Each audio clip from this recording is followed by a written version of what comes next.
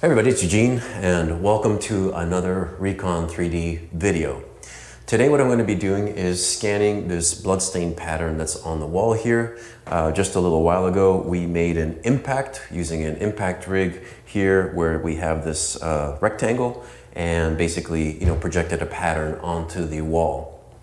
Now, scanning bloodstains is actually a really great idea, especially if you can do it really quickly.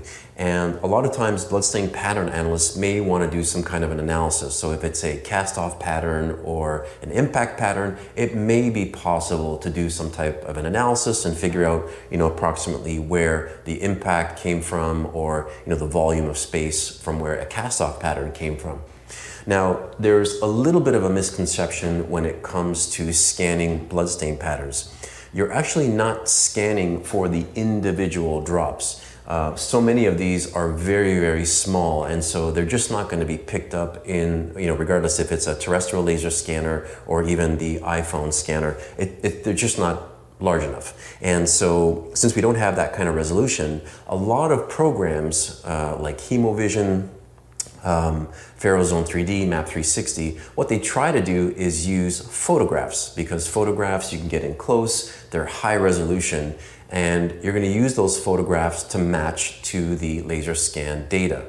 And so the idea here is that if I can capture some features or markers in the photographs that I can also capture inside of the laser scanner data, I can match the two or register the two data sets together.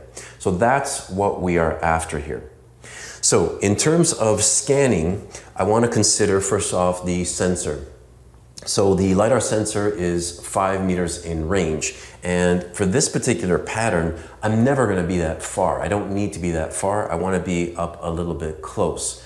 However, I don't want to be too close. So I'm always going to be about a meter away from the wall, and that does a couple of things. The first one is it gives me a wider field of view for tracking, and it's close enough that I should be able to see all of these little stains, and it will help with feature tracking. Now, one of the things that I don't want to do is I don't want to, capture these areas where there's just nothing on the wall, just white wall. So if I'm too close to an area that is, sort of white wall, well, that's no good. That's not going to help me out at all. So I'm going to avoid doing that. And you'll notice that on the floor, I've got tiles. There's going to be a ton of features to track on the tile floor here, so no problem there. I just have to be careful about where I go on the wall. So the lighting and the environment here is pretty good. I've got a ring light here, so it's casting a little bit of a shadow. One thing I could do when I scan is I can turn on the flashlight here, or if I have an external flashlight or something like that, that could be super helpful. So I'm not going to do that in this case. It's not a big deal. But let's go ahead and get going, and I'll walk you through the settings here on the screen and kind of what I would use. Because this is small, this is very well suited for Recon 3D, but here on the app right now, I've got something set up. I'm just going to use the default date and time for this one, and you'll see in the settings, I'm using the standard mode, which is LiDAR Fusion, and the scan density, I am going to go down to 1 millimeter. And that's because I'm not going to be scanning for a long time. This will probably only take me like 30, 40 seconds, and that should be plenty. On the depth of reconstruction, I'm going to turn that down because I'm not going to be, any farther than 2 meters. So 2 meters would be somewhere around here, and I'm not going to be that far, and I would still capture everything that was within that range.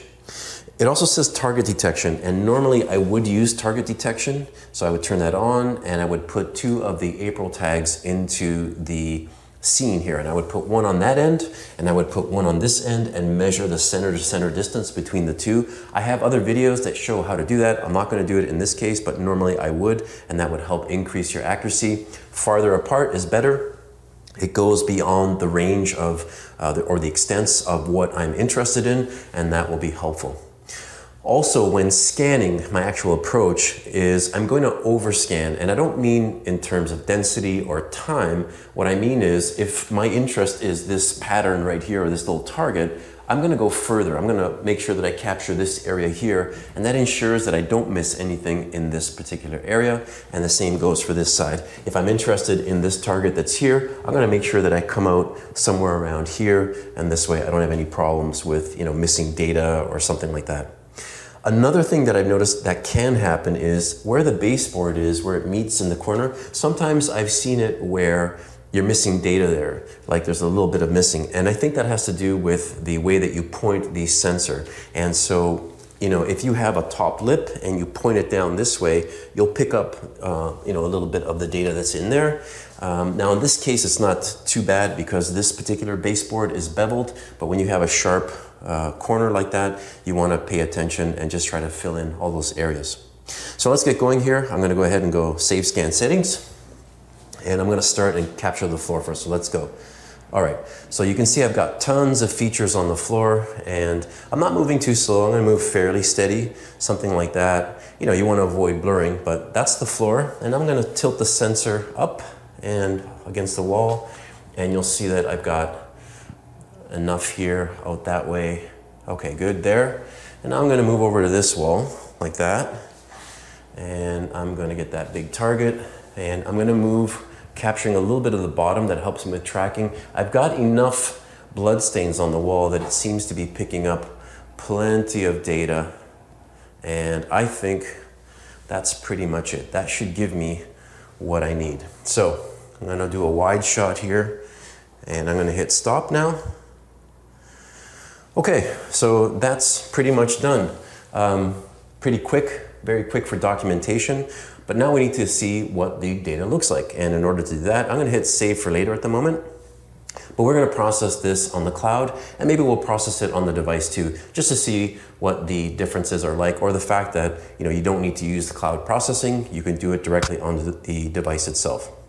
Now that will take a little bit of time at that density, but no big deal. Plug the phone in, leave it aside while it crunches through the data, and then we can have a look at it in Cloud Compare in just a little bit. See you in a bit.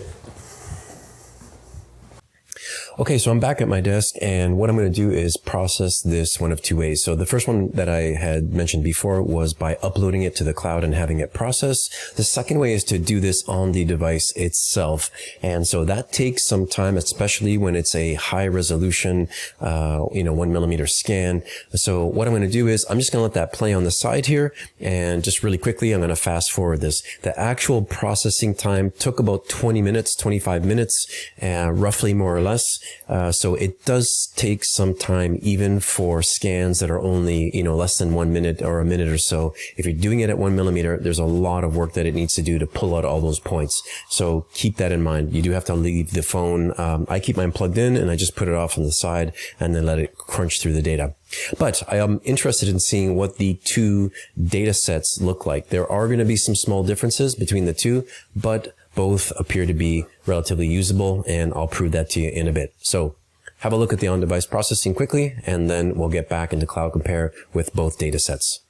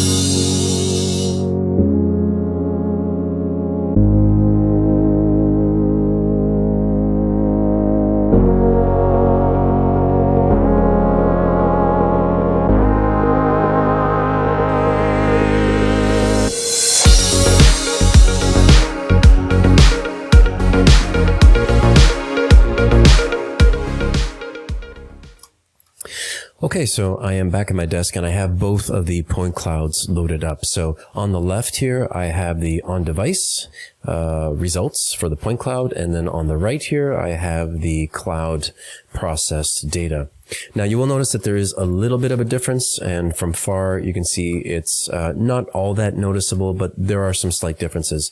Right off the bat, I think the cloud process one has a little bit more crispness in the colors and things like that. It's not too bad, but just a little bit of sort of a contrast difference here on the left. Also, you'll see that on the extremities or on the borders here, you have some different, a little bit of different data on the edges. If I go up like this, you'll also notice it as well. Okay, so the way that these were resolve, let's say on the edges, is a little bit different, but more or less the same. You still have more or less the same quantity of data on both. Now, if I get in a little bit closer, you'll see that on the on device, there are some areas up on the wall here that didn't fill in all that well. Overall, it did okay, but there are some little differences. Whereas here on the cloud process, it's a little different. It looks a little bit more thorough and complete. There's a little bit at the bottom here that's missing, tiny little bit, but nothing that's too detrimental. Also, I want to point out that on the walls, if you look up, you can almost see like these little patches that are here. And that has to do with the different frames that are being pulled and when there's shadows being cast and different positions of the phone so that you get different colors on the wall, just slightly different shades of the white wall. And so when it blends them all together, sometimes you get a lot of this patchiness on the edges. Not so bad in the main area of focus, but again, on the extremities, that's very common. I've seen that before too. So, you know, if you need to really focus in on the color of a particular area, make sure you cover it really well and overscan so you pass over and get some more of the extremities, and then the main part of interest should be just fine. Same kind of thing over here. You'll see the color's a little bit different, slightly different tone here. Not as much of the striping, but definitely a little bit of the tone differences, so it doesn't look too bad. So that's pretty much it. It's, really just about making sure the sensor is pointed close to the wall, making sure that you get good coverage, scan outside of the area of interest as well, so you don't miss anything at all. And it doesn't take very long. You can see that with, 60 seconds of scanning or less, you can get some pretty decent data out of Recon 3D. Thanks everyone, and we'll see you again soon. Bye-bye.